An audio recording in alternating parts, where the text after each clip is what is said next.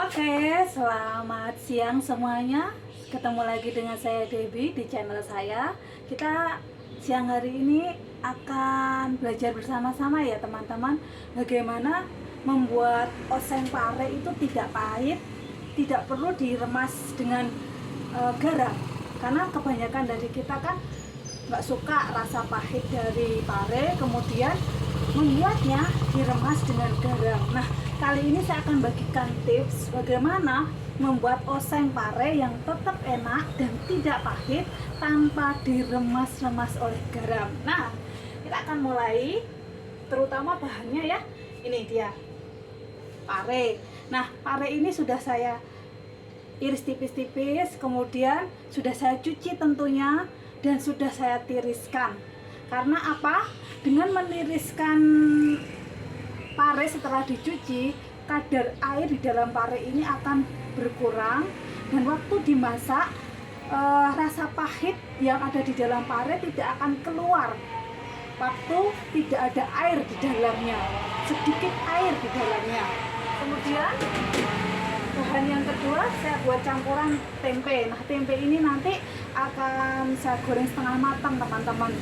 Jangan sering masak tempe dalam kondisi yang masih mentah, karena kadang tempe yang masih mentah itu rasanya masih pahit kalau langsung dimasak tanpa digoreng setengah matang ataupun dikukus. Kemudian gurih. Nah, waktu kita memasak tempe dengan teknik digoreng setengah matang dulu, itu akan mengeluarkan rasa gurih di dalam tempe, jadi masakan kita akan lebih enak. Nah, ini dia bumbu-bumbunya seperti biasa. Kalau bikin oseng nggak perlu yang ribet-ribet ya. Nih, cabai. Oke, kelihatan ya, cabai setan. Saya suka pedas. Ini saya sudah rajang dan sudah saya cuci bersih. Kemudian ada bawang putih yang sudah saya cuci juga, bawang merah, daun salam. Seharusnya ada laos teman-teman, tapi saya nggak punya, jadi kita pakai ini aja, daun salam. Kemudian untuk campuran biar lebih enak, sedap gitu ya, nikmat, yaitu saya pakai udang kecil-kecil yang sudah saya bersihkan dan saya cuci. Dan ini saya pakai penyedapnya Totole dan Royco. Oke, kita akan langsung masak saja. Tipsnya seperti ini teman-teman. Kalau mau membuat pare agar tidak pahit meskipun tidak diremas, yang pertama tadi saya katakan bahwa harus mengurangi kadar air dalam pare. Parenya setelah diiris, ditiriskan. Tidak ada kadar air di dalam pare. Kemudian yang kedua adalah digoreng di api yang besar. Saya gunakan kompor yang besar, bukan kompor yang biasa. Dan yang ketiga adalah gunakan bumbu yang agak banyak. Karena waktu kita memakai bumbu yang agak banyak, rasa pahit itu akan dinetralisir oleh bumbu yang banyak tadi. Kemudian ditambahi dengan bahan pelengkap. Nah, bahan pelengkap ini tujuannya juga bisa mengurangi rasa pahit pare. Kalau kita cuma makan oseng pare dengan pare saja, yang akan masuk ke mulut kita adalah rasa pare, dan itu kemudian rasa pahit akan lebih kuat munculnya. Tapi waktu kita makan bersama bahan pelengkap lainnya seperti tempe, udang, itu akan mengurangi, menetralisir rasa pare yang akan kita makan. Karena ada beberapa bahan makanan yang masuk ke mulut kita, kita rasakan yang dominan bukan pare, tapi bercampur dengan bahan-bahan lainnya, sehingga pare itu menjadi tidak pahit. Oke, kita akan goreng dulu. Ini ya, tempenya ya setengah matang. Biar apa tadi? Biar gurih ya, dan tidak rasa getir atau pahit. Kadang ada beberapa tempe atau tahu yang dipakai itu ada yang kecut, ada yang getir, ada yang pahit. Nah, ini agar tambah gurih teman-teman. Oke, kita akan goreng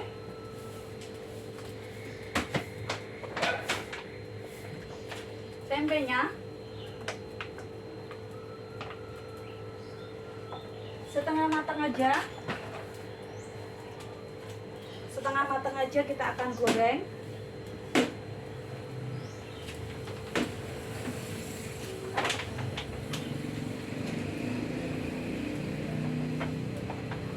Kita akan menggoreng tempe setengah matang. biar minyaknya panas, karena pada waktu kita menggoreng minyak harus panas agar kematangan bahan yang kita goreng itu bagus. Yang kedua adalah ini, agar kadar minyak tidak terlalu banyak masuk di bahan makanan yang akan kita goreng. Baik, kita goreng.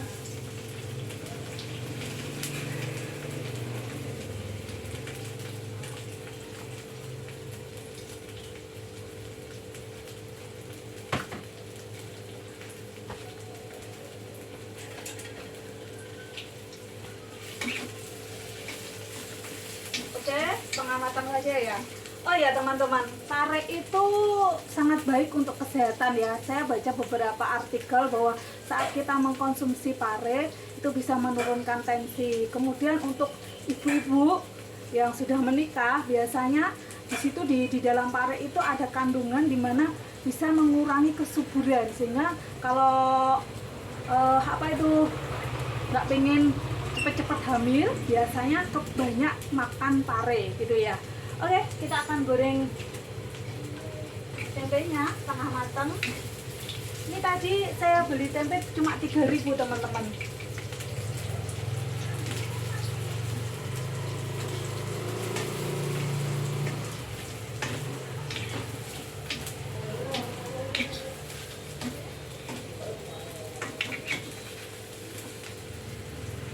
Dengan menggoreng tempe setengah matang tidak hanya menimbulkan rasa gurih di tempe, tapi juga nanti waktu dimasak tekstur tempe itu tidak akan hancur gitu ya, tidak akan hilang gitu. Oke, tunggu sebentar.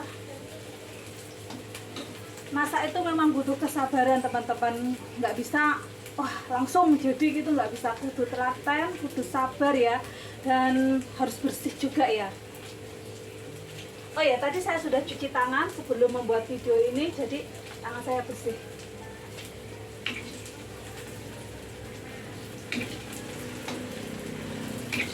Oke.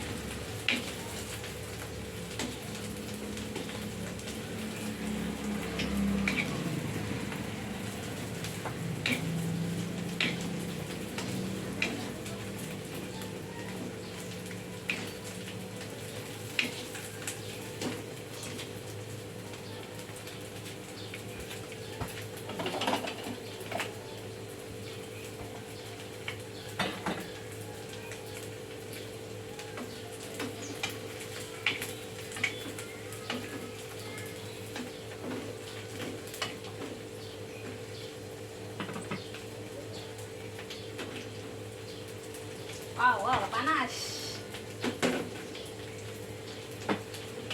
Oke, kita sudah selesai.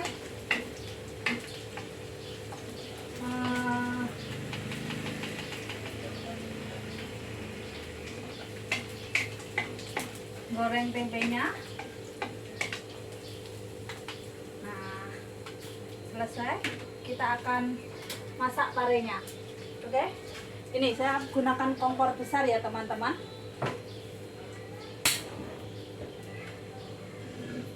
Dengan masak pare tidak diremasi dulu dengan garam, membuat oseng itu juga akan membuat tekstur pare tidak rusak teman-teman. Kalau kita membuat oseng pare kemudian kita ramasi dulu dengan garam, otomatis tekstur pare itu akan menjadi lembek, dan itu menurut saya pribadi tidak akan enak gitu. Sayuran atau buah itu kalau enak itu kalau masih crunchy gitu, tekstur asli dari buah atau sayuran itu masih kerasa gitu.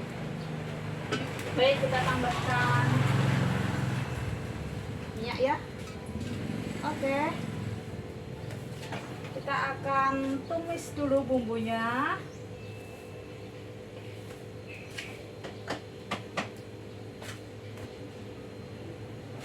Saya akan masukkan bawang putih dulu.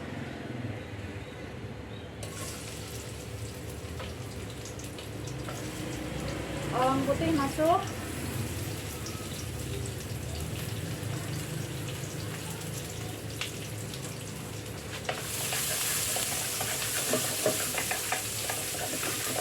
tumis sampai harum dan matang. Kalau memasak, bumbu harus matang dan harum. Karena apa? Kalau bumbu tidak matang, tidak harum, itu akan mempengaruhi rasa masakan yang kita buat. Masakan tidak akan enak. Dan kedua, biasanya bumbu yang tidak akan matang itu masih akan mengeluarkan rasa wangu, teman-teman. Rasa mentah yang akan merusak rasa masakan. Kemudian bawang merahnya masuk. Ini daun salamnya juga masuk. Oke, saya kurangi apinya.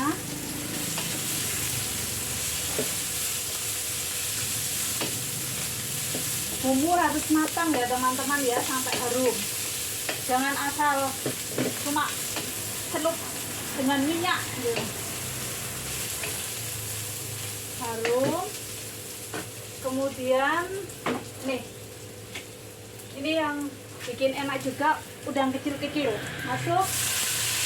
Udangnya nggak perlu digoreng dulu, karena apa? Untuk bahan makanan seafood, udang, ikan itu sebenarnya gampang sekali matangnya. Kalau kita terlalu lama menggoreng atau memasaknya akan overcook dan itu akan merusak rasa dari seafood tersebut. Udah akan menjadi rasa manisnya hilang, rasa gurihnya hilang. Kemudian beberapa seafood akan lebih menjadi keras gitu. Oke. Nih. Saya akan masukkan cabai.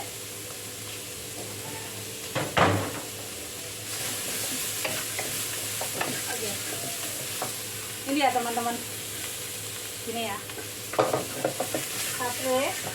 Kalau nggak suka sengaknya cabenya bisa dimasukin terakhir, nggak apa-apa.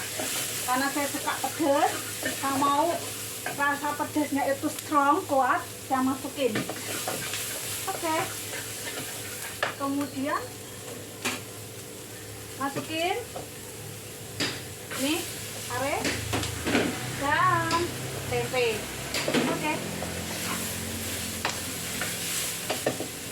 Tapi saya kecilkan dulu.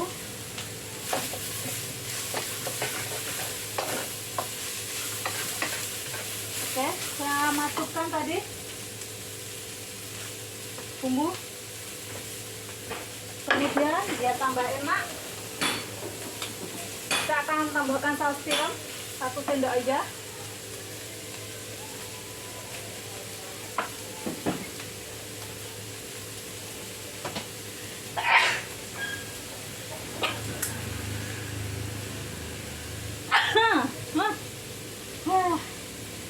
Ini saya tambahi gula. Ini karena pedas teman-teman. Kemudian garam dikit ya. Oke. Garam udah. Kompor kembali dinyalakan dengan api besar ya. Dan ini aja. Tunggu masak sebentar.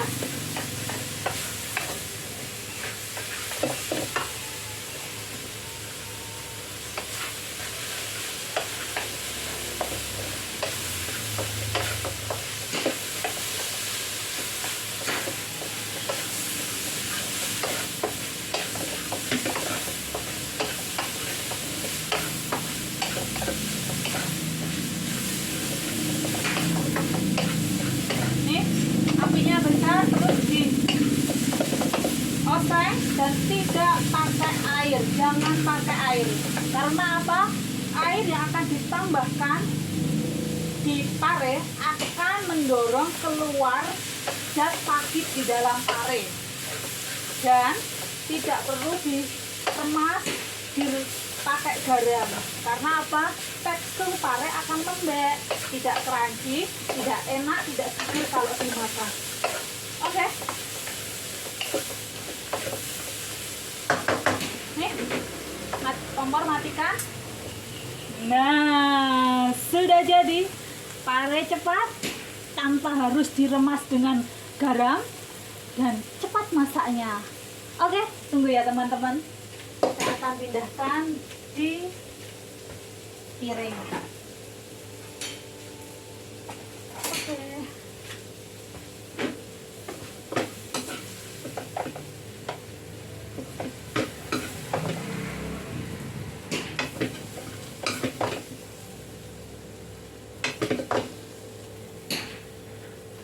Selesai.